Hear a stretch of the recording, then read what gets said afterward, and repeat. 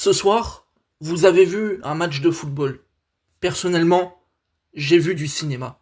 Salut les amis, c'est Podcast FC, on se retrouve pour un débrief du match Paris Saint-Germain, Manchester City, complètement improvisé, j'ai jamais fait de débrief de ma vie les gars, mais très sincèrement, là c'est le cœur qui parle, c'est les émotions, c'est la joie, c'est l'ivresse d'un match qui aura été absolument phénoménal.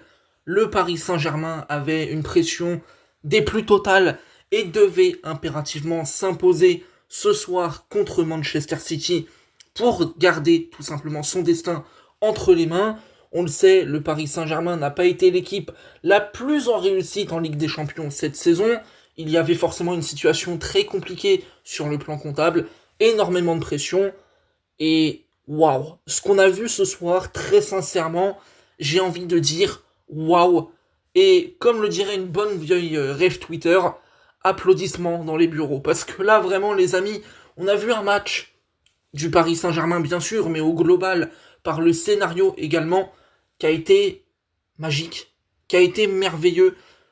Franchement, je vais reconnaître et être totalement honnête avec vous, j'ai pas tellement vu la première mi-temps, j'ai pu simplement la regarder de loin.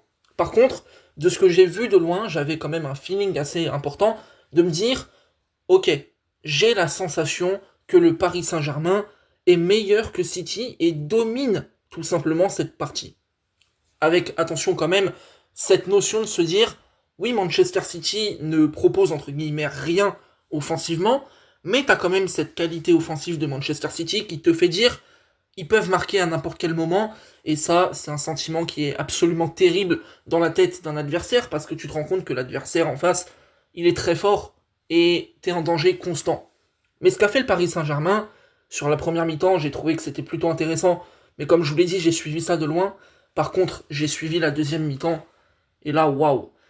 Il y a quand même quelque chose d'assez frappant, et ça m'a fait mal, ça m'a fait très très mal, c'est de voir City marquer deux fois en l'espace de quelques minutes. Parce qu'à ce moment-là, je retrouve le PSG de cette campagne de Ligue des Champions que j'aime pas. C'est-à-dire le PSG où je me dis, mais attends, ça joue bien, tu domines, t'es bon, et pour autant, t'as pas de réussite, t'es sanctionné. Et ça, c'est un sentiment que j'ai eu tout au long de la campagne de Ligue des Champions quasiment. C'est vrai que la défaite contre le Bayern, elle est plutôt logique, celle contre Arsenal, elle l'est également. Mais globalement, sur le reste des matchs, j'ai trouvé que le Paris Saint-Germain manquait beaucoup de réussite. Alors évidemment, sur l'aspect de la finition, ça c'est très clair, on a vu le PSG avoir de multiples occasions à chaque match et ne pas réussir à marquer ce putain de but, hein, pardonnez-moi l'expression. Mais là, je me suis dit que c'était pareil, le scénario qui allait recommencer. Et quand je vois City qui ouvre le score avec un but assez particulier qui plus est, je me dis, oh non, c'est parti, ça recommence. Et quand je vois le 2-0, où là aussi, plein de réussite pour Manchester City, le ballon qui revient sur Haaland et tout, au bout d'un moment, c'était dur. C'était dur parce que pour moi, c'est vraiment le sentiment d'injustice. Mais finalement, je vous parlais de cinéma en introduction, parce que le football est capable de nous offrir des matchs, des performances, des scénarios absolument dantesques. À l'image d'un énorme film, à l'image d'un classique. En fait, j'ai l'impression que ce Paris Saint-Germain-Manchester City, il a été aussi impressionnant, aussi spectaculaire et aussi surréaliste qu'un Hitchcock. Voilà, tout simplement. J'ai vraiment vu un match magnifique. Une prestation du Paris Saint-Germain ce soir, XXL.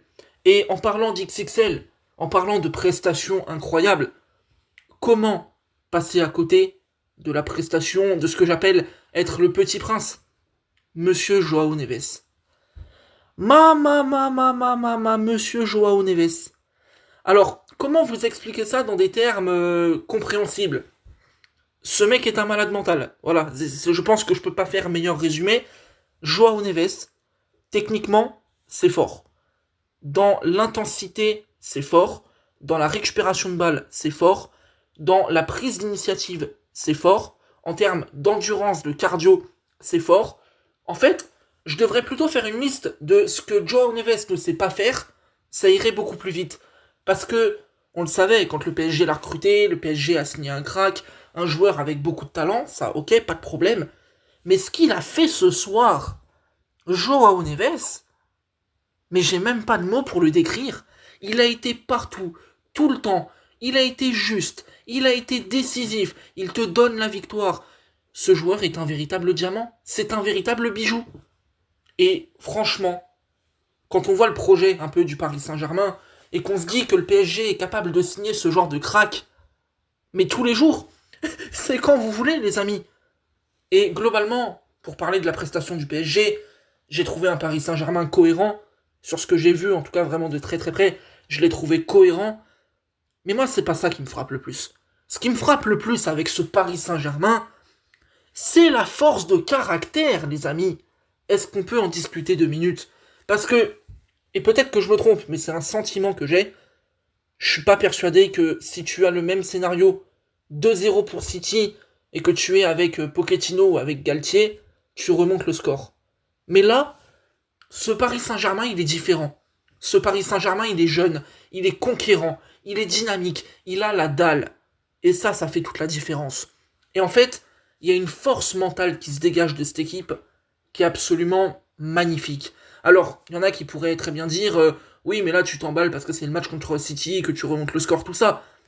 Ok, mais c'est pas quelque chose que je tiens du match contre City. C'est un truc auquel je pensais déjà avant. Je trouve que le Paris Saint-Germain, il y a des matchs. La saison d'avant, où ils sont. Le coach d'avant, Pochettino, il gagne pas le match. Avec Galtier, il gagne pas le match. Et là, avec Enrique, t'arrives à ramener des résultats. Et pas plus tard que le week-end dernier, le Paris Saint-Germain joue un match contre Lens, à Bollaert. Le PSG, pour être totalement franc, est dans le dur. Sur la première mi-temps, c'est compliqué. Tu prends un but en plus du côté du Paris Saint-Germain, t'es mené, t'as une équipe quand même qui est remaniée, il faut quand même le reconnaître aussi. Tu te dis, comment je vais me sortir de ce bourbier? T'es à l'extérieur, un match juste avant la Ligue des Champions, où forcément tout le monde, et c'est normal, pense à Manchester City. T'es à Bollaert, un stade qui t'a très peu réussi par le passé. Et là, tu te dis comment je vais faire pour remonter ce bourbier. Et le PSG a montré du caractère. Le PSG a montré de la force mentale. Et ça manquait depuis des années. Ça manquait depuis des années de voir un Paris Saint-Germain aussi conquérant, aussi incisif. Et ce que j'ai vu de la part du Paris Saint-Germain ce soir, c'était grand, mais j'espère que ce sera surtout le début de quelque chose d'immense. Parce que ce soir, je pense que le Paris Saint-Germain de Luis Enrique tient son match référence. Alors, il y en a qui pourraient me parler du match contre Barcelone, et en soi, je pourrais être d'accord. Mais j'ai trouvé ce match très, très, très impressionnant. Il y en a qui vont peut-être me parler de Manchester City, qui est moins bon et tout ça. Mais les amis, il y a 2 choses à dire. La première, c'est que City, malgré tout, oui, ils n'ont pas été bons. Je le reconnais. Mais ils mettent 2 buts. Et ils mettent 2 buts pourquoi? Parce que leur attaque, elle est phénoménale. Parce que Manchester City, c'est une très grande équipe. C'est un grand club. Et le lot des grands clubs, des grandes équipes, c'est que même quand t'es pas bon, t'es en mesure d'aller marquer et possiblement d'aller gagner le match. Ce qu'a fait le PSG ce soir, d'être mené 2-0 et de ne pas s'écrouler, de remonter le score et en plus d'aller chercher la victoire, parfois faut juste se taire et applaudir. C'était une prestation XXL. Et les amis, ce match pour moi sera un match fondateur de l'ère Luis Enrique au Paris Saint-Germain. Ce match-là pour moi est un match référence et c'est la continuité qu'on doit donner au projet du côté du Paris Saint-Germain. J'ai trouvé Barcola un peu en dessous, mais il a été décisif. Hakimi, bon, je ne l'ai pas trouvé plus exceptionnel que d'habitude, mais il fait une saison tellement incroyable en même temps en parallèle que même s'il est un peu moins bon sur 2-3 matchs, franchement, sincèrement, on s'en fout. Et en plus, il n'a pas été mauvais, loin de là. Il a même marqué ce fameux but hors jeu.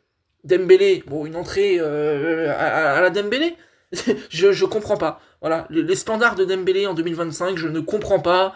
Le mec te fait des entrées de fou, il te met des buts à tout va, je comprends plus rien. Ousmane Dembélé, tu es un joueur spécial. Pas toujours dans le bon sens, mais franchement, t'es spécial. Très très fort. Les amis, le Paris Saint-Germain a son destin entre ses mains. Le Paris Saint-Germain a réussi ce que peu de gens prédisaient finalement, battre Manchester City. Et franchement, quand on voit le match, je pense pas qu'on puisse dire que c'est volé. Profitons, parce que c'est des belles soirées européennes. C'est toujours bon, évidemment, pour les clubs français. Et je sais que les supporters parisiens ont connu quelques moments difficiles cette saison en Champions League. Alors, tout simplement, profitons. J'espère que vous avez apprécié le spectacle également du match parce qu'il était sensationnel. C'était Podcast FC. N'hésitez pas à liker et à retweeter, non pas retweeter, ça c'est Twitter, à vous abonner les amis, c'est là complètement les émotions, c'est la roue libre. On est vraiment un peu à l'arrache, mais voilà, il fallait que ce match, il y a des émotions qui sont arrivées, fallait les sortir. On se retrouve très bientôt pour d'autres sujets sur la chaîne les amis. À très vite et passez une excellente soirée. Salut.